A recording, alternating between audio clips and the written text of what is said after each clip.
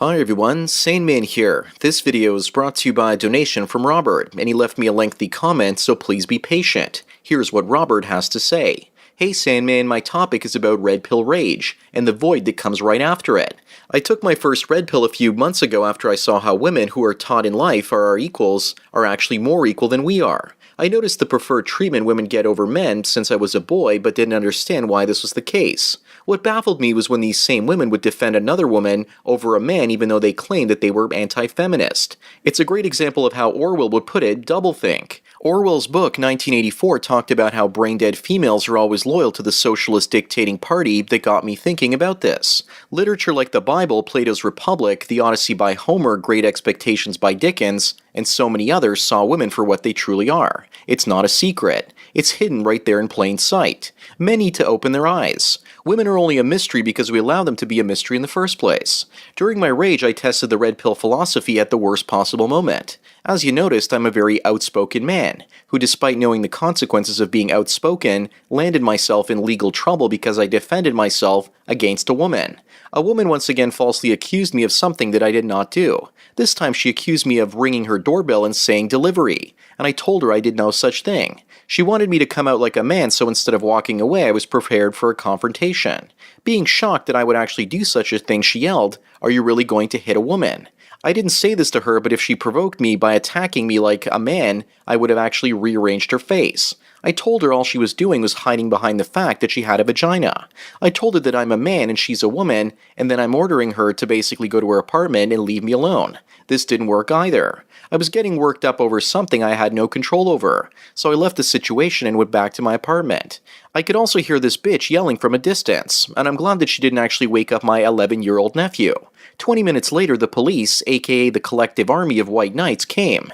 They asked me what had actually happened. I told them everything. The cops asked me if I had a pocket knife, and I told them that I did. I'm an American and the US Constitution states that it is my God-given right as a man to bear arms. Long story short, I was arrested for assault and battery with a deadly weapon and also possession of a weapon, which is illegal in my locality. I went in front of the female judge, and the prosecutor, who had no evidence that an attack took place, mentioned that I had ranted about women to the police.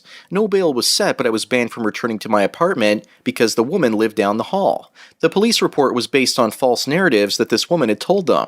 Oddly enough, there was no detail about the attack. It just started that I attacked her with a knife. The situation seems bad enough, but there were actually cameras in the hallway, and a witness saw the confrontation firsthand. I have a strong defense. It got me thinking, what if there were no cameras or basically no witness? I'd be screwed. I'm over the red pill rage now and await my criminal trial. I didn't encounter the red pill void because being a self-actualizer, I always have plans on starting a business and enriching myself and doing what I want to do. I wasn't going to get married because of how women effectively are, so I decided to go MGTOW de facto without knowing about red pills and the MGTOW community. I thought I was alone in this philosophy until of late. The red pill makes you see that the almighty woman wants rights without the privileges. Women out there will deny this because women cannot be honest and they're narcissistic. I think men who enter the void do so because their life revolved around the so-called almighty vagina. When the red pill anger stops, men find themselves with two options, it seems. Either be a pickup artist PUA or a MGTOW. I understand why men become PUAs. They see the game is rigged against them, but they still enjoy the comforts of a vagina and soft skin, so they still pursue it without the emotional attachments. It seems to me that playing into this game is part of the problem. What PUAs need to realize is that by playing their game, they're actually validating them. The game is not something invented by men, but by women. So every time a PUA scores, women still get something out of it. Women don't really lose when they encounter a PUA. Women still get a man's resources and get to ride the cock carousel. MGTOW, on the other hand, is a pure protest because it's true liberation. PUAs need to see that. I haven't had sex in 6 years. The mind free of sex is a powerful machine. Sex hinders it. You already know this, Sandman, because you mentioned this topic in your Gods of MGTOW series. Men do amazing things without women. The lesson is simple. You must remember to prepare for the consequences of your actions when going through the red pill rage. I confronted a woman and she got the white knights to do her evil bidding. By the way, this woman was arrested numerous times. She was arrested for prostitution, assault, and battery on a police officer, assault and battery on an elderly, and also other minor charges. This woman also dates a level 3 sex offender. I found his Facebook and reported it to Facebook, and they took it down because Facebook's terms of service say that sex offenders are not allowed to use the service. I'm not usually the type of person that's passive-aggressive, but I made an exception in this case, because he sodomized a child, and he shouldn't be allowed to use social media. I also want to thank you for suggesting Esther Wheeler's book, The Manipulated Man. This should be required reading in all schools, and I'm going to have my 11-year-old nephew read this as well. This book is a true confession by a woman about women. Also, I'm religious, and the Bible doesn't forbid the use of sex robots. In fact, the premise of sex robots is purely logical. Personally, I prefer to go back to the times where no-fault divorce didn't exist, and the patriarchy once again becomes the norm.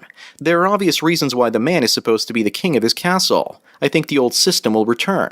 Women are debtors of society, and when the world has its great economic meltdown, it will be men who will awaken to this fact and restore order. Well, Robert, thanks for your donation as well as your topic request. What you say basically gets me thinking about the idea of the red pill void after the red pill rage subsides. When you're fully in the red pill rage stage, generally you don't want to date women. It's only after the shock and horror of understanding female nature passes fully, and you have a cool, calm, and unemotional understanding of women, do you finally seek out female validation once again. That's when you either go down one of two different roads, one being bargaining, while the other is more about acceptance. It's like you learn to bargain with the devil, or trick him, or you learn to avoid him completely. Those are the three options, MRA, PUA, or MGTOW. Dealing with women, as you learn, Robert, can be absolute hell, and so you have a few options. Some guys try and bargain with the devil to fill the red pill void, and those are the MRAs. They think they can change the laws and get women to come back to the table and make concessions. But as we all know, women are emotional pranksters, and there's no real way in hell they're going to basically give up their advantages once they have them. The devil loves it when you try and play let's make a deal because the devil can easily go back on his word in most cases. The second option, PUA, is all about trying to cheat the devil, or cheat the woman in this particular case. It's all about getting the sexual relief and touchy-feely, happy joy feelings without paying the price of retail. You still have to wine and dine and give the woman her attention, and she gets to ride the cock carousel so she wins, and I guess you can win to a certain extent as well. If you don't get married, but if you actually play the PUA game long enough, the house always wins. Because you might fall in love accidentally and stick it out, and the next thing you know, you're getting married and having a child. You can't cheat the devil and get revenge because women are incredibly patient when it comes to snagging a man. Finally, we come to MGTOW, where you leave hell altogether if you ghost, or you banish the devil from your life entirely. The devil still wants your soul but can't get access to it, so effectively you've won the game. This is because you've chosen not to play the game, but at the same time, you're in a sort of purgatory, where at first it takes a long time to be happy. Also, I've given everyone three options, and sometimes a person can become an MRA and a MGTOW at the same time, like I was when I started my journey. I was trying to take on many different things with the hopes of filling the void that started up slowly after taking the red pill. Eventually, in 2015, I started dating again and thought that I could be in a long-term relationship while at the same time going my own way. I even convinced myself that there might be a woman out there willing to co-parent with me and have a relationship while we both lived apart. I went back to bargaining but learned that I couldn't bargain effectively because the moment I fell in love and started having sex, my judgment became clouded. Women know that if men try and bargain by being MRAs or trick women by being PUAs, men will eventually get captured by the woman and his brain will get scrambled and conquered. As for your story, Robert, you obviously took the red pill rage way too far. What saved me from mistreating women poorly when I learned about the red pill and female nature was to have an outlet and take part in some activism both online and offline. I saw the value of being both an MRA as well as a MGTOW.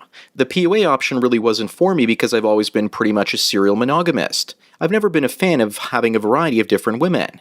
I was almost always happy with being with just one. As for your story, Robert, I hope that you don't end up going to prison or jail because of carrying a pocket knife. The police and judicial system are trained to see women as the victims and men as the monsters. Do you really think that the prison industrial complex doesn't bribe police departments all over the world to arrest men and throw them in prison to steal taxpayer dollars from men that are still free?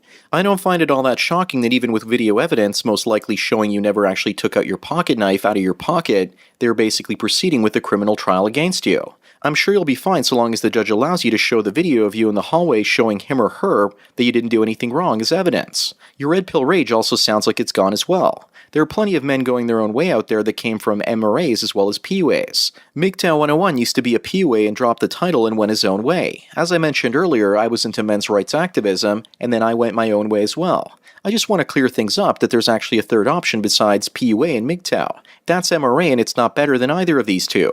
PUA is slightly better, as I said a little bit earlier. If anyone has any other ideas for filling the red pill void after the red pill rage, I'm all ears and you can actually put them in the comments section down below.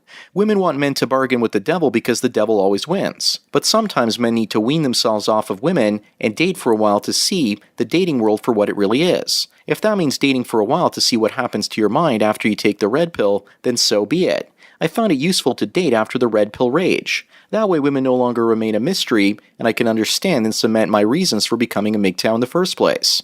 Just to recap, after taking the red pill and working your way through the red pill rage, a man has three options. You can either bargain with the woman, which means becoming a men's rights activist.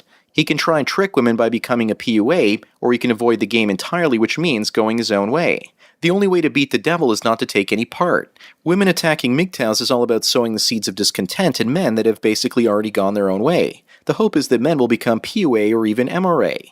You always notice how women are discussing how they want to support the MRA right now, while before they didn't. They know that so long as you're trying to bargain with them, they can take advantage of that. But if a man walks away completely and his mind is made up, most women will walk away because it requires too much effort to get him to turn back into a pussy beggar. Anyways, that's all I've got to say for today. Thanks again, Robert, for your donation and your topic request. Don't forget to smash the like button and check out the MGTOW mystery link. As for everyone else out there, please follow me on Twitter or like me on Facebook to get tomorrow's video today.